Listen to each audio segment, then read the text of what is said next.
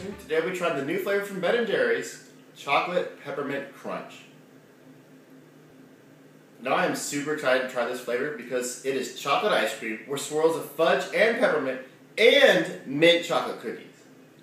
Now it's 300 calories and 16 grams of fat, so this is definitely a sometimes ice cream.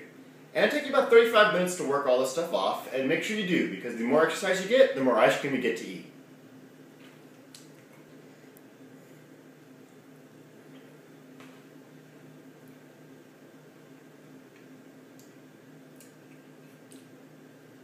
Alright, so this ice cream is pretty cool. Like, the chocolate's rad, the fudge and the peppermint swirls are great, but of course the stars are the mixing. Now, these little chocolate mint cookies are just like a phenomenal burst of awesomeness. So yeah, I'm really kind of stoked on this. So on a scale of 1 to 5, I'm going to give Ben & Jerry's Chocolate Peppermint Crunch 5 scoops of happiness.